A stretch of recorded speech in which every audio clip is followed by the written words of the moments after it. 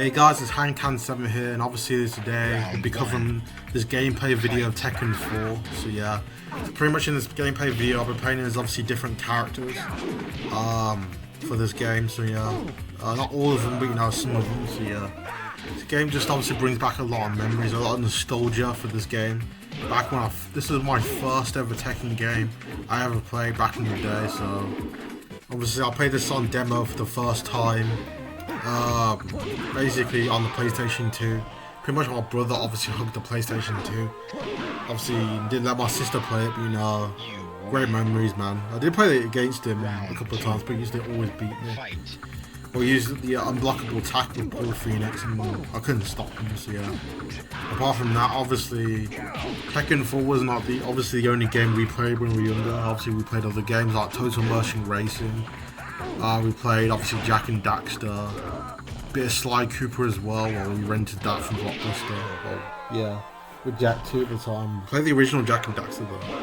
But this game is just like a great game. Obviously back when I had it, eventually my brother obviously handed me down the PlayStation 2 because he had a PS3 at the time, so for Christmas. I obviously bought games like Tekken, Tag Tournament, which is my second Tekken game I ever played. I played it before then. I got my brother handed me down the PS2. Also, I played it at a church party, New Year's party, obviously back in the day. This was like 04, 05 or something like that. So I got one go and I won that match. Obviously, there's a lot of nostalgia, the music, the stages and stuff. But my favourite stage in this game probably has to be the Hanmaru, that dojo-looking stage, the Hanmaru, located in the Mishima Fortress. The scary part of that stage is whilst the events of Tekken 4, when Jin is obviously fighting Heihachi and Kazuya, obviously Jinpachi is obviously imprisoned the whole time underneath that temple stage. The music has obviously always been great. Like every Tekken game, the music always has to be great.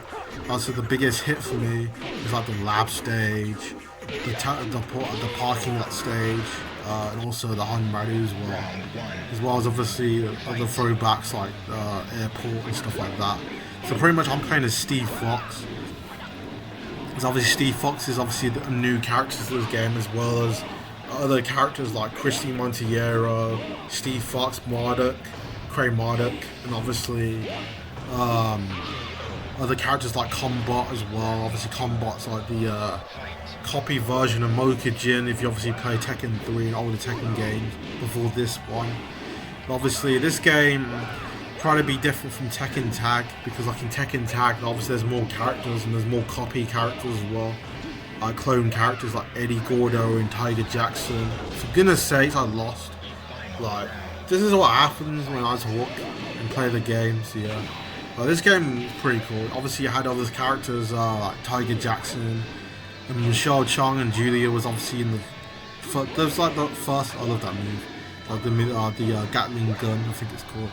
Yeah, like you had like characters like as well, like Baekdu Sun was obviously played similar to Hwoarang, his master, as well as Kazuya and Jin obviously played the same. And obviously this game, I'm playing as Hwoarang now and I'll switch characters. Obviously this game, try to be different, like try to like introduce new styles. That's why like some of the characters are not in this game. And obviously Jin's style changed in this game too. For two reasons. Obviously because they wanted him to be different from Kazuya. And obviously he changed obviously to Mishima style, from Mishima style karate to traditional karate. Obviously as well to not have anything to do with the Mishima bloodline. So he learned Mishima style karate and obviously started playing as traditional karate. So yeah, that's why he plays different in this game. And obviously this game is another thing that's great about this game. Obviously they introduced walls as well. Like obviously in other games, like other Tekken games older than this, like Tag Tournament, Tekken 3, obviously the stages are infinite, there's no walls and stuff like that, and obviously you can switch sides as well. You can switch the characters like positioning as well. Marduk defeat me. Wow.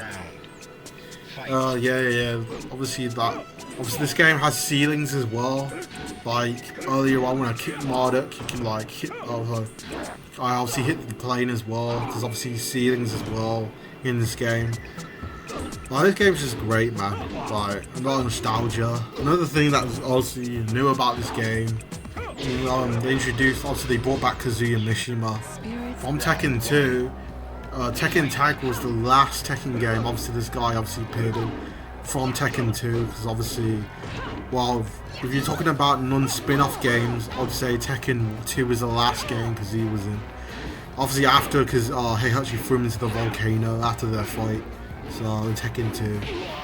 So obviously this game is just a great game. So obviously another thing is you can unlock characters in this game when you go through what's it called?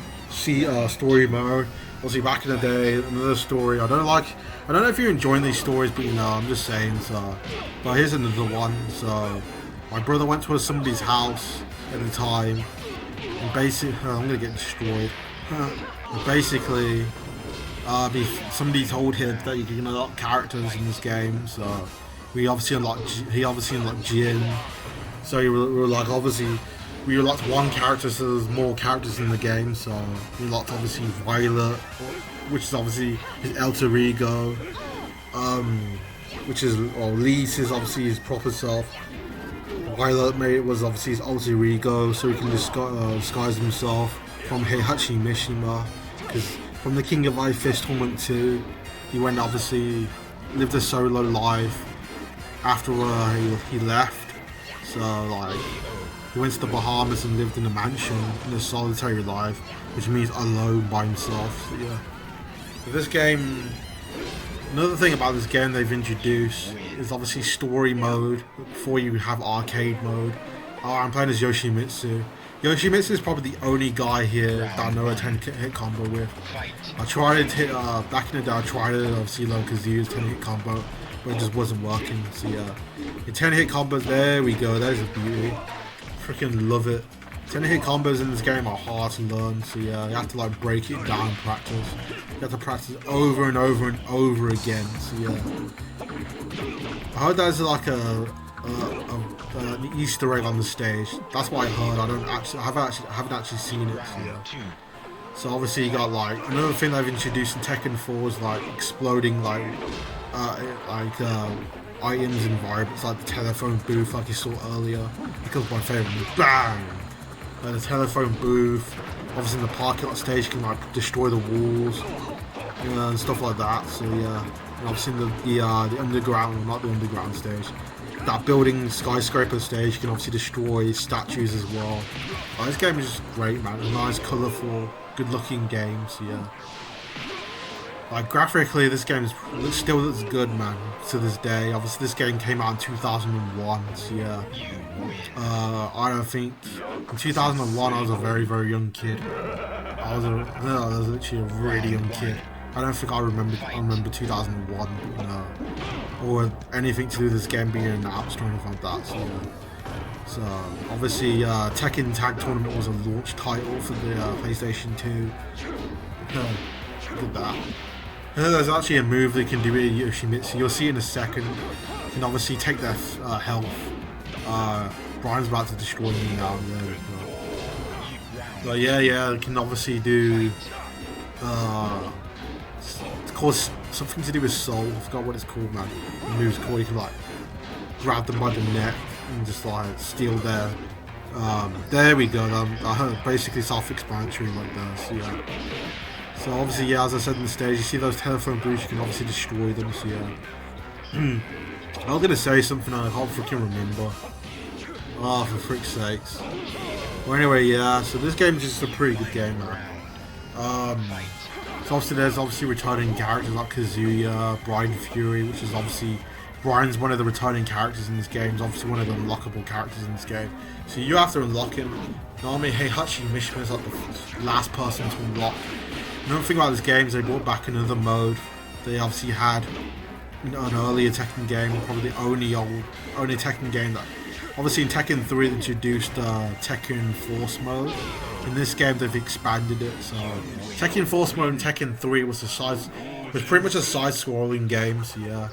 Just a beat-em-up side-scrolling game. They're pretty much in this game it's harder, so I'd say I'm really good at this game, probably a god. so I can play ultra hard and get through it. Especially my favourite characters, Kazoo and Jin. But Tekken Force mode, that's the move I was telling you before, where you can like switch sides with the characters. So obviously, if you're against the wall, you can obviously come against the walls and get the advantage. Tekken Force mode, obviously, there's like 4 or 5 stages in this game, in the mode. See, now it's obviously like a 3D beat 'em up game, not a 2D beat 'em up game. Pretty much, obviously, just like Tekken 3, Tekken Force mode, you get like an enemy character for each stage. So in pretty much the first one, which was the military place, the military unit stage, obviously you face combat normally. Then onto the jungle stage, obviously you face either Kuma or Panda. Then your corridor stage, obviously you face Kazuya at the end. Then last but not least, the Hanmaru stage, or the Mishima Fortress stage, which was in Tekken 3 pretty much. Obviously you face Heihachi at the end, and after that, obviously you unlock the Hanmaru stage pretty much. So yeah, pretty much obviously what I was saying before, I can only play easy mode on Tekken Force mode. So it's just easier for me. So yeah. But obviously I just miss Forest War. I heard one of like within the game sound files, obviously characters like Forest Law was supposed to be in the game. Jack was supposed to be in the game. This is the only game Jack was not in. So yeah, like Tekken 4, he only appears after this, what's called the events of Tekken 4. Obviously, you have Jack Falls, which you never get to play as. Pretty much. See, Jack Falls obviously went after Heihachi, and obviously you know the story. Pretty much just watch the intro of Tekken 5 and you'll see. Pretty much long story short, the Jack Falls were after Heihachi. Kazuya knew this, so obviously he betrayed Heihachi, left him high and dry, jumped out the window, and obviously left with, with Devil Kazuya, so yeah. So I like the Tekken 2, I just love the design of Devil Kazuya. His part, or Tekken Tag, the original Tekken Tag. Obviously the Tekken Tag, he had this purple kind of like look to him, like this purple kind of demonic form. He just looks better like that. And the motion picture in if you ever have Tekken Hybrid, which came with Tekken Tag Quantum in HD, if you watch that movie, like they changed this as they changed his look for Devil Kazuya, so I didn't really like that style. You know, in Tekken Tag 2, some of you do know, if you ever play this Kazuya, you can obviously switch to Tekken, to Devil Kazuya, so yeah. So pretty much, yeah, I'm playing with Eddy Gordo. He's another hidden character in this game. He obviously shares slot with not Yoshimitsu. Shares slots with Christy. So if you ever play as Christy, if you ever complete the story mode with Christy, you press the triangle button. Obviously you get Eddy Gordo. A lot of people didn't know that, so yeah, it's cheap. So yeah, here's the thing. That's what I loved about back in the day. You know, obviously before PlayStation 3 and Xbox 360, well, pretty much some games on Xbox 360, like the newer games. But I miss obviously unlocking characters. That's how you get like content. Now there's obviously DLC. But obviously newer games, obviously they do DLC. Which obviously kids these days won't understand how great it is. Like you just obviously go through like the conditions and unlock stuff instead of going onto the store and buying, like spending extra money to obviously buy DLC. Well, sometimes they do come free, so. But also, I just love the older Tekken games in general because they're just more fun. So yeah, I like juggling. Like I like the juggling system. Like the last game, like last newer Tekken game I took seriously was obviously back in the day when I used to play Tekken Tag 2 with my brother and his friends, and he used to bring his brother around. We used to just play the heck out of Tekken Tag Tournament 2, so yeah. I played Tekken 7, but I didn't really spend much time playing it. Tekken 8 I've never played as, but I've heard that game, Tekken 8, is for like, is noob friendly, so I'm pretty much kicking somebody's ass in Tekken 8, sorry. Pretty much, I'm not gonna feel good about it because it's noob friendly. So. But I'm never gonna play older Tekken games. Plus, even when I play Tekken Tag 2, I've always loved all the Tekken games anyway in general. So the way they play, the way they are, and how fun they are. Plus, especially the soundtrack of Tekken Tag, from all the Tekken games from like Tekken 1 all the way to Tekken 5. 6 has a couple of good hits. You know, Tekken 5, Dark Resurrection was probably the better version of it. So Tekken Tag Tournament had really good soundtracks. Like you would never hear a soundtrack like that for these days. But obviously, it was the early 2000s, 2001 Dark. Obviously, you had good hits like Yoshimitsu soundtrack. Jin was okay. The one that stand out to me was Yoshimitsu, Hwoarang, and also what's his name? Ogre as well. Ogre was obviously a sick character. He obviously returned back into a lot of the characters returned in Tekken Tag Tournament too. Ogre was one of them. Combat was another one. Violet returned, and obviously Forest Law, Kunimitsu, etc. So obviously kind of rare characters, you don't really see them in the scene. And obviously I'm playing as Law here. Pretty much a Bruce Lee inspired character. I prefer his son, Forest Law. I wish Forest Law was in this game, you know. If Forest Law was in this game, yeah, it would be so much better for me anyway. So here goes King with these throw chains. If he obviously hits all the throw chains, pretty much it's the fight over. It's like a freaking unblockable attack. I love that move. So I just love how in the airport scene they had the detail. I put all of like the character, not NPCs, which are not playable characters, at the back of like this window. That's pretty much a good thing. Round 1. Alright, Tekken Tag Tournament didn't really have NPC characters, non-playable characters. They did, I think it was Raw stage, but you know, not a lot. Pretty much pretty much a lot of the stage were dead. So yeah. But for me, my favourite Tekken game probably has to be Tekken Tag Tournament straight up, especially that HD version. Now I think the newer Tekken Tag Tournament that had on PlayStation 3, the remaster, was a harder game than the original Tekken Tag Tournament. It was harder for me, but you know, I don't know for you guys.